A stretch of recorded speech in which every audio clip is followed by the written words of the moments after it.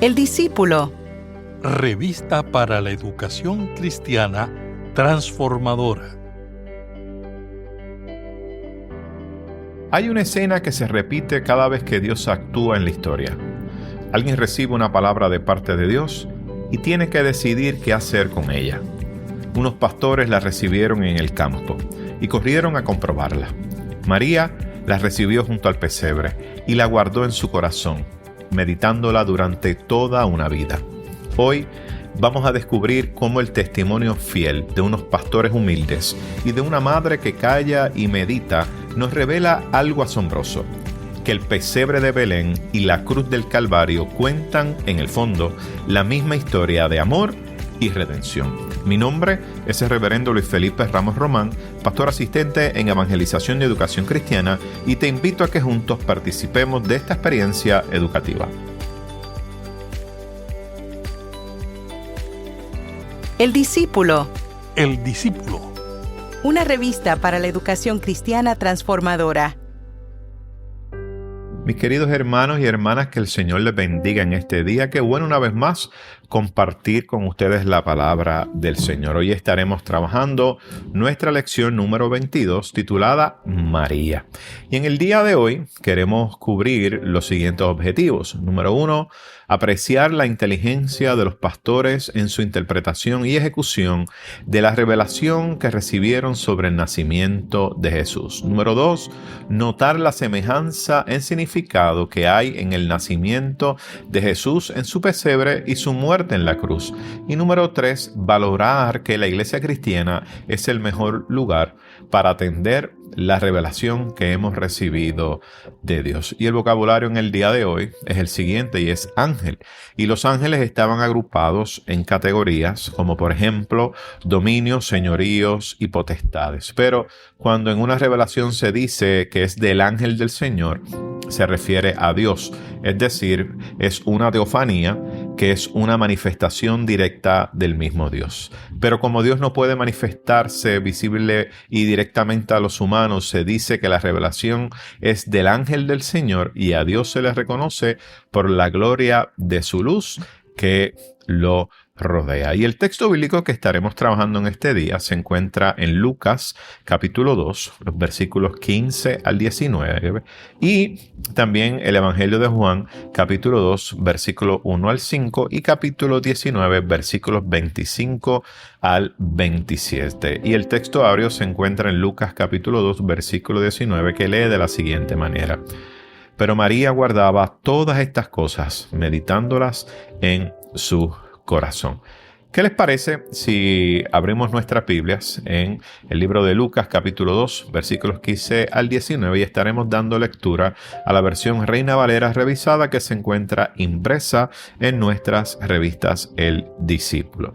Y leemos la palabra del Señor en el nombre del Padre, del Hijo y del Espíritu Santo. Amén. Sucedió que cuando los ángeles se fueron de ellos al cielo, los pastores se dijeron unos a otros: Pasemos, pues, hasta Belén, y veamos esto que ha sucedido y que el Señor nos ha manifestado. Vinieron, pues, apresuradamente, y hallaron a María y a José, y al niño acostado en el pesebre. Al verlo, dieron a conocer lo que se les había dicho acerca del niño. Todos los que oyeron se maravillaron de lo que los pastores les decían. Pero María guardaba todas estas cosas, meditándolas en su corazón. Juan capítulo 2, versículos 1 al 5. Al tercer día se celebraron unas bodas en Caná de Galilea, y estaba allí la madre de Jesús. También fueron invitados a las bodas Jesús y sus discípulos. Y faltó vino, entonces la madre de Jesús le dijo: ¿No tienen vino? Jesús les dijo: ¿Qué tiene que ver esto conmigo, mujer? Aún no ha llegado mi hora.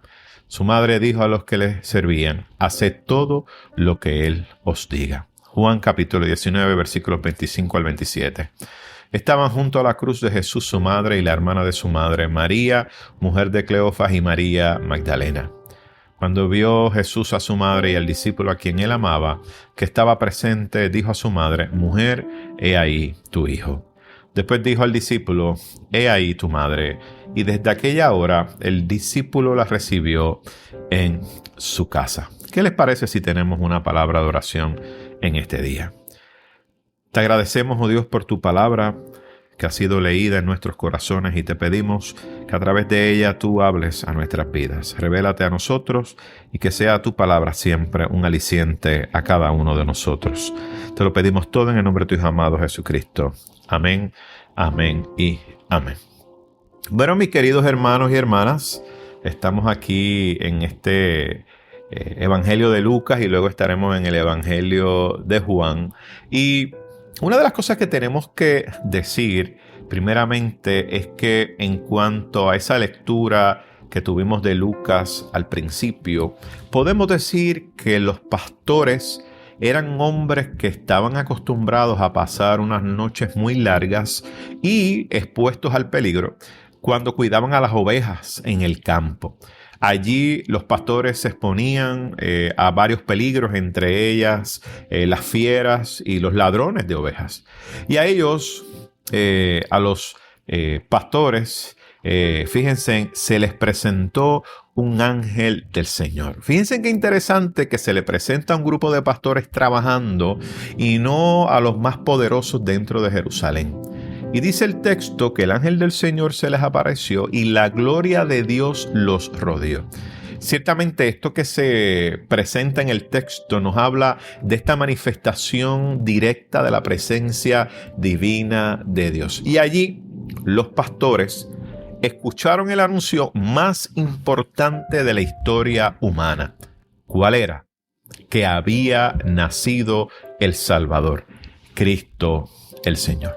Interesantemente, lo que hicieron después con esa revelación fue interesante. Fíjense que el texto nos deja saber cómo la conversaron, cómo la verificaron y cómo la compartieron. Y este modelo que nos presentan los pastores, un modelo que, digamos, cualquiera que hoy recibe palabra debe ver esto de esta manera. Fíjense que es un modelo para cualquiera que hoy cree haber recibido de Dios una palabra, una convicción, un llamado.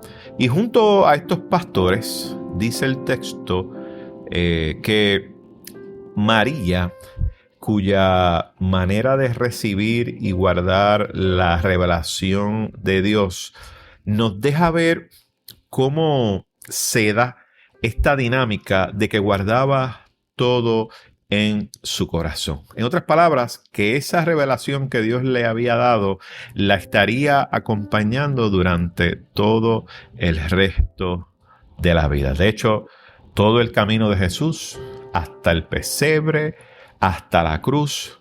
Y eso es lo que nos presenta la lección en el día de hoy. Estamos hablando de entrar a este texto con ese corazón dispuesto, como así lo tenían los pastores y así como lo tenía María, dispuestos a escuchar la revelación de Dios y que esa revelación de Dios los acompañe durante el resto de la jornada. Pero vayamos al libro de Lucas, el capítulo número 2, los versículos 15 al 19, porque hay una parte interesante del discernimiento de estos pastores. Miren, el versículo 15 nos muestra este primer movimiento de los pastores tan pronto los ángeles se fueron al cielo.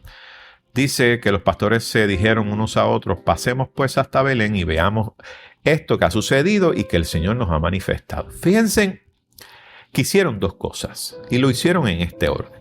Primero, dialogaron entre sí para comprender lo que habían visto. Segundo, decidieron entonces ir a Belén para corroborar la palabra que le había dado el ángel. Interesantemente, no hubo aquí, digamos, un salto emocional a conclusiones apresuradas. No se dejaron llevar por las emociones. Hubo un discernimiento. Y aquí hay una parte importante. Y es la parte del discernimiento comunitario. Que a veces cuando hablamos de discernimiento solamente lo hacemos y pensamos que es el individuo. Pero aquí nos presenta el modelo bíblico, un discernimiento comunitario. Vemos aquí que esta revelación, que era una revelación grande, se procesó en comunidad, entre personas.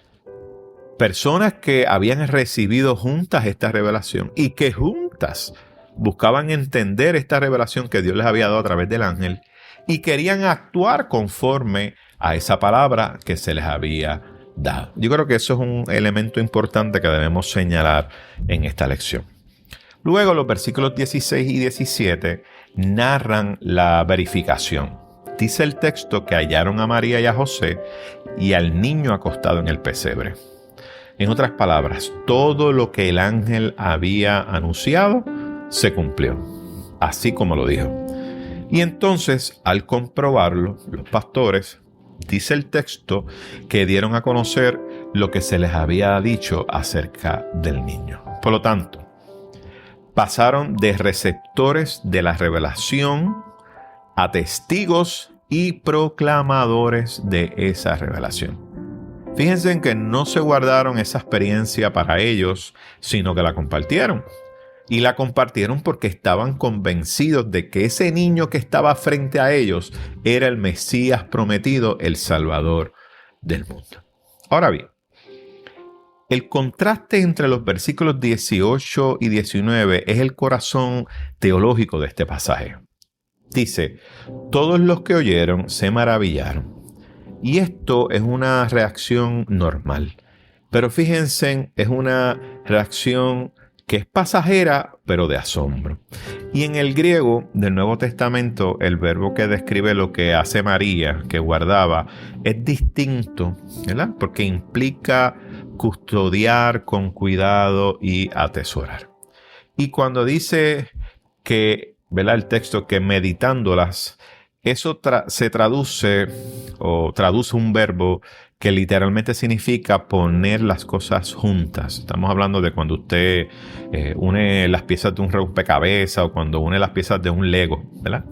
Por lo tanto, María no solamente se asombra con la multitud, sino que ella procesa, ella conecta, ella interpreta con el tiempo lo que va viendo de su hijo. Así que esa palabra que recibe de los pastores, la recibe, la procesa, la conecta y la va interpretando según va pasando el tiempo y mientras va viendo cómo se cumple a través de su hijo. Y esa es la actitud que acompañó a María durante 30 años, hasta que llegó a los pies de la cruz. Ahora, vayamos al Evangelio de Juan capítulo 2, versículos 1 al 5. Ahí nos presentan esta boda en Caná, donde ocurre un milagro. Allí se está dando una boda judía que cuando usted va al contexto social e histórico, se da cuenta que las bodas en aquel tiempo solían durar varios días, aproximadamente unos 7 días. Y si faltaba al tercer día el vino, eso se veía como una falta grave porque no se había previsto, ¿verdad? O no se había coordinado, no habían tomado en cuenta eso. Obviamente, y esto es por parte de la familia del novio. Por lo tanto, si esto pasaba, exponían al padre a una vergüenza muy considerable porque dejaba de ver que no había hecho provisión para ese día. Y María parece que conocía la situación y acude primero a Jesús y le da la noticia. Le dice, Jesús, no tienen vino, estamos al tercer día. Y vemos que María no simplemente le da un aviso, sino que es como un acto de confianza de María en que Jesús puede hacer algo. Y la respuesta de Jesús sorprende quizá porque usted la puede escuchar un poco dura, ¿verdad? Y la expresión es que tiene que ver esto con nosotros, mujer. Y tú sabes, y le dice, porque aún no ha llegado mi hora. Y el término mujer no lo podemos ver como un desaire, ¿verdad? Es una forma respetuosa con la que Jesús se vuelve a dirigir a ella. Y muchos años después, no olvidemos, desde la cruz hace la misma expresión. Así que no podemos ver esta expresión de Jesús como, ¿verdad?, un desaire. No, hay que verlo como corresponde, como una actitud de respeto. Y la palabra hora, pienso que cuando usted lee el Evangelio de Juan, es una palabra clave es un término técnico, ¿verdad?, con el que Jesús se refiere una y otra vez a su muerte y también a su glorificación en la cruz. Y lo podemos ver en varios versículos en el Evangelio de Juan, entre ellos el capítulo 12, el versículo 23, cuando hace referencia a la hora, el capítulo 13, el versículo 1, el capítulo 17, versículo 1, donde hace referencia a la palabra hora, que ciertamente se refiere a su muerte y a su glorificación en la cruz. Y resulta muy llamativo que Jesús mencione su hora, esa hora final, ante una situación sencilla, una situación simple, un problema de que falta vino en una fiesta. Pero pienso que no está fuera de lugar. Fíjense que el vino para Jesús ya apunta simbólicamente a su sangre, la que iba a ser derramada en la cruz del Calvario. ¿Para qué? Para la redención del mundo. Así que Caná anticipa el Calvario. Y a pesar de escuchar esa posiblemente negativa, María entonces le dice a los sirvientes: hagan todo lo que Él los diga. Así que María mantiene esa esperanza. Y la mantiene porque está fundada en un conocimiento que tiene profundo como madre y obviamente que tiene de su hijo. Estamos hablando del hijo que escuchó palabra, revelación de Dios, que sería el Salvador del mundo. Y este conocimiento de María ciertamente empezó a formarse, ¿verdad? Y iba guardando esto, iba meditando y lo hacía, y lo hizo desde el pesebre y todo lo que iba oyendo de lo que Jesús hacía. Así que Jesús finalmente convierte el agua en vino y dice el texto que fue el mejor vino. Y dice el texto que se sorprendieron porque dijeron: dejaron lo mejor para el final de la fiesta. Fíjense, ese buen vino guardado hasta el final es figura de la sangre de Cristo, que fue reservada por Dios desde antes de la fundación del mundo para el perdón de nuestros pecados. Y que Jesús mismo vemos que identificará explícitamente como el vino en la última cena. Vayamos al capítulo 19 de Juan, los versículos 25 al 27. Vemos aquí a Jesús en la cruz. Y estando María a los pies de la cruz, allí escucha de su hijo lo siguiente: mujer, he ahí tu hijo. Fíjense que en la hora que había anunciado en Caná, provee para su mamá en este momento el cuidado material y afectivo que necesitará en su ausencia. Y vemos que Jesús la confía a su discípulo amado y le dice: he aquí tu madre. Fíjense que aquí hay un elemento importante. Aquí hay un vínculo nuevo que trasciende la parte biológica. Y es un vínculo que se da y se fundamenta únicamente en el amor de Cristo. Ese amor de Cristo que es capaz de crear familias donde antes no la había. Y esto es hermoso. Y aquí pienso que es necesario que nos detengamos un poco, porque esta semejanza que guarda este texto con el nacimiento en el pesebre, porque es uno de los objetivos de la senda de esta lección. Aquel niño que nació sin lugar digno, que nació en una posada, un pesebre, envuelto en pañales, estaba acostado al lado de los animales. Fíjense, muere sin un lugar digno entre los hombres. Murió envuelto en unos lienzos y luego fue depositada en una tumba que fue prestada. Por lo tanto, el pesebre fue el primer signo del rechazo del mundo hacia el Mesías. Y la cruz fue el apogeo de ese mismo rechazo. Pero en ambos extremos, la cuna y la cruz, Dios estuvo presente. Dios estuvo presente obrando en salvación desde, miren, el lugar más humilde, el más doloroso, y convierte Dios ese rechazo humano en el escenario mismo de la gloria del Cristo, y de nuestra redención. Fíjense que nacimiento y muerte de Jesús no son dos episodios distintos. Tenemos que verlo como una sola historia de amor que vemos que se va dando desde el pesebre hasta la cruz. Y María, la que guardaba todas esas cosas en su corazón, es la testigo que vio unido todo eso desde el principio, desde el pesebre hasta la cruz. Así que María pudo ver esa historia de amor desde el inicio. Y fíjense que este es, además, ¿verdad?, el sentido en que la comunidad de fe, o sea, la iglesia, se convierte en ese lugar privilegiado para comprender la revelación de Dios. Fíjense que los pastores no interpretaron solos, hablaron entre sí. María no interpretó de manera aislada esto. Dice que escuchó a los pastores, fue testigo de los hechos y guardó y meditó en un contexto de comunidad lo que estaba rodeando a Jesús. Y al pie de la cruz se da el fruto de esa revelación. Fíjense, una nueva familia. Qué hermoso ese fruto de la revelación de Dios, una nueva familia.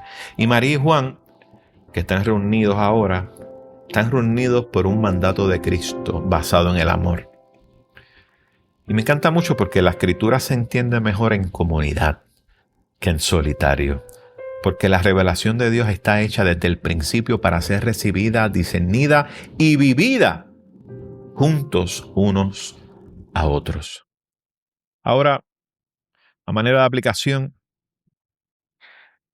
cuando los pastores recibieron el anuncio del ángel, hicieron dos cosas que hoy sigue siendo nuestro modelo de discernimiento espiritual. Hablaron entre sí antes de actuar y verificaron lo que habían recibido como palabra, y lo hicieron cuando fueron a Belén. Cuando hoy usted cree que está recibiendo de Dios un llamado, una palabra, una convicción, el camino no cambia. Se consulta, no con cualquiera, ¿verdad?, sino con nuestros pares, con nuestra gente de fe, con los hermanos de la congregación, guiados obviamente por el cuerpo de ancianos, por el cuerpo pastoral, que tienen una vocación de acompañar e inspirar el caminar cristiano. Por lo tanto, la iglesia, cuando está unida como un cuerpo de Cristo, sigue siendo el mejor lugar para entender lo que Dios nos revela y nos comisiona. Así que no podemos olvidar eso. Segundo, cuando los pastores llegaron a Belén, encontraron exactamente lo que se les había anunciado. Un niño que estaba acostado en un pesebre, tal como Dios así se lo había dicho. Y esa experiencia nos ilustra en cierta manera ese sentido eficaz de la fe cristiana. No se trata de un salto vacío, ¿verdad? No es un salto al vacío, ningún refugio de ilusiones, ¿verdad?, de espalda a lo que es la realidad. Es por el contrario, esa capacidad de asumir la realidad, aunque sea la más dura, la más pobre o la más rechazada, y transformarla por el poder, por el conocimiento y el amor de Dios que se revelan a través de Cristo. Eso fue lo que hizo Jesús en la cruz. Asumió aquel lugar, el lugar del Calvario, un lugar de rechazo. Ese lugar lo asumió y lo convirtió en el lugar de la gloria de Dios y de la redención del mundo. Y número 3 es la actitud de María. Esa actitud de María que mantuvo esa confianza en Jesús aun cuando parecía no tener quizá una respuesta inmediata. Por eso que dice, hagan todo lo que Él diga. Y esa debe ser nuestra actitud. Es seguir obedeciendo a Dios, seguir esperando en Dios, seguir confiando en Dios, aun cuando la hora de Dios no coincida con nuestro tiempo. Y pienso que necesitamos, como María, guardar la palabra que Dios nos ha dado en nuestro corazón. Lo que Dios ha prometido para ti, medítalo en tu corazón con paciencia y permítele a Dios que ilumine paso a paso todo tu caminar para que puedas creer, para que puedas crecer en la fe y servir ciertamente al bienestar espiritual de quienes nos rodean. ¿Qué les parece, mis queridos hermanos, si tenemos una oración final en este día. Amantísimo Padre Celestial, gracias por Jesucristo, tu Hijo y Señor nuestro. En Él hemos conocido tu amor y verdad, que ha puesto nuestra vida fuera del alcance de la muerte y del pecado. Gracias porque nuestras almas vibran de gratitud por haber conocido en ti la plenitud de vida que hay en tu amor y verdad revelada en Jesús. Queremos continuar recibiendo, obedeciendo y compartiendo tu palabra con todo el mundo. Te lo pedimos. Amén, amén y amén. Mis queridos hermanos, que el Señor les bendiga y esperamos estar con ustedes la próxima semana. Gracias por escuchar El Discípulo. Revista para la educación cristiana transformadora.